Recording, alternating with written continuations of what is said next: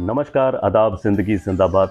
दोस्तों, बहुत सारे लोग ऐसे हैं जो अपना काम भी करते हैं, अपनी ड्यूटी भी करते हैं, लेकिन ड्यूटी के बाद अपनी एक ड्यूटी को समझते हुए निश्चित तौर पर वो समाज के लिए कार्य करते हैं। आज मेरे साथ हमारी बेटी प्रतिमा मुरेजा सेठी बैठी हैं, जो कि फूड सप्लाई इंस्पेक्टर हैं। ड्यूटी करने के लिए बठिंडा जाती हैं, लेकिन शाम को 5 बजे के बाद जब ऑफिस ऑफ हो जाता है तो इनकी एक क्लास ऑन होती है, जिसे इवनिंग क्लास कहते हैं। विशेष तौर पर कबीर बस्ती में बच्चों की पढ़ाई के लिए अग्रसर हैं और पिछले कई वर्षों से प्रयास करती हैं और प्रयास के सार्थक परिणाम नज़र भी आ रहे हैं। प्रतिमा, कैसे हो? बढ़िया। सबसे पहले तो मुबारक आपको कि आप बहुत अच्छी शिक्षा दे रही हैं बच्चों को। ये आइडिया कहाँ से आया आपके दिमाग में? ये आइडिया पहले एक तरह से स्वार्थ था जो परमार्थ में कन्वर्ट हो गया। हमने पीसीएस की तैयारी स्टार्ट करनी थी, तो सभी कहते कि पढ़ाएंगे तो ज्यादा नॉलेज बढ़ेगी। अरे वाह। तो हमने सोचा कि बिल्कुल रूट लेवल के बच्चों को पढ़ाते हैं ताकि हमारे कंसेप्ट क्लियर हो। वहां गए तो कंसेप्ट तो क्या, वहां तो हाल देख के हम हैरान ही रह गए। उन्हें कुछ भी नहीं आता था। मैं क्या कहूँ, मैं सोच नहीं सकती थी कि हमारे समाज में अभी भी ऐसा वर्ग है जिसे मैंने पूछा एक बच्चे को कि आपका बर्थडे कब है, उन्होंने वर्ड सुन के हैरान हो गए कि बर्थडे नाम की चीज। जैसे हमारे तो आजकल के 6-6 महीने के बच्चे कहते हैं कि बर्थडे बनाओ ऐसे। तो क्यों नहीं पता था कि उन्हें 7वीं 8वीं क्लास के बच्चे को गिनती नहीं आती थी, महीनों के नाम नहीं पता थे और इंग्लिश तो दूर की बात। तो फिर तब हमने सोचा कि सैटरडे संडे पढ़ाया करेंगे। पर जैसे उनके साथ लगाव ही हो गया और दिल था कि नहीं, इनके लिए करना है कुछ। तो फिर सोचा चलो हफ्ते में 4 दिन। पर बच्चों में इतना उन्होंने हमें खींचा कि वो कहते दीदी एक भी छुट्टी मत करो, संडे की भी नहीं, हर रोज ही आओ। तो बस ऐसे ही दौर स्टार्ट हो गया। हमारा भी दिल था और बच्चों की भी सपोर्ट थी और बस्ती ने भी बहुत सहयोग दिया।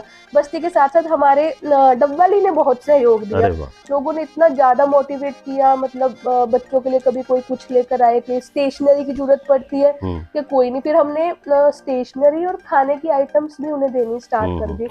लेकिन हर रोज दूध भी देते। लेकिन आप शिक्षा के साथ साथ तो मैंने पिछले कई वर्षों से देख रहा हूँ कि बच्चे हाथ से भी अपने हुनर को तराशते हैं। जैसे कोई ड्राइंग करता है ना, राखी पर भी आपने वो आइडिया शिक्षा के साथ साथ, क्योंकि वो कुछ बच्चे हमें मेरा जैसे बर्थडे था तो उन्होंने अपने हाथ से चीजें बनाकर दिखाई। फिर जो मेरे साथ अभिषेक है उसका बर्थडे था तब बनाई। तो हमें लगा कि इनमें टैलेंट तो है बट बाहर नहीं आ रहा, they are not getting any platform, है ना, टू प्रेजेंट देयर टैलेंट। तो फिर तब हमने सोचा, हमने उन्हें फिर एक दिन कहा कि चलो रक्षाबंधन है, लास्ट ईयर की बात है ये।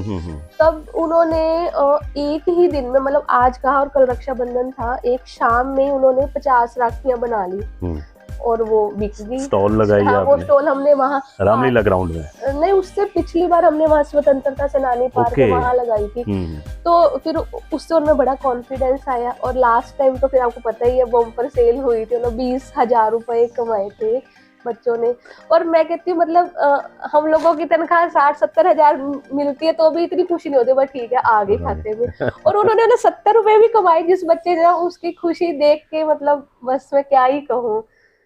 प्रतिमा की बातें सुनकर जो इसके चेहरे का भाव आप देख रहे हैं, ये भी खुशी से कम नहीं है। आर्ट ऑफ गिविंग, क्या देना है और जिसको हम देते हैं चीज़ वो कितना खुश होता है। और बच्चों का हुनर, किताबी ज्ञान के अलावा उनका जो हुनर है वो बाहर निकाल कर लाना, ये बहुत बड़ी बात होती है।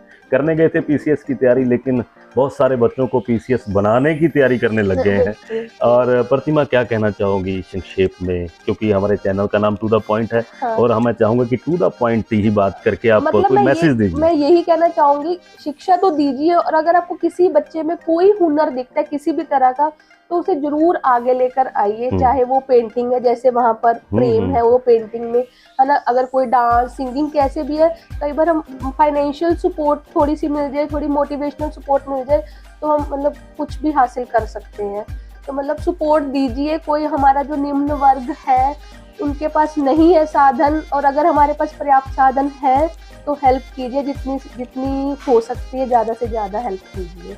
क्या बात है। और मैं ये कहना चाहता हूँ कि भगवान का चेहरा कोई खास चेहरा नहीं होता, वो उस चेहरे में से निकल कर आता है जो किसी मानवता की सेवा के लिए आगे बढ़ता है। ये हाथ, ये बढ़ते हुए कदम निश्चित तौर पर एक नया इतिहास लिखेंगे। प्रतिमा को, अभिषेक को, जो इनके साथी हैं, इनके परिवार वालों को मैं बहुत बहुत शुभकामनाएं भी देता हूं, बधाई भी देता हूं इस बात के लिए, इनका शुक्रिया अदा भी करता हूं कि इन जैसे कुछ लोग और भी उठेंगे, समाज में जागृति लाएंगे और एक मिसाल जलाएंगे और कहेंगे जिंदगी जिंदाबाद। Thank you. आईना सी होती है जिंदगी, तू भी मुस्कुरा तो वो भी मुस्कुरा देगी।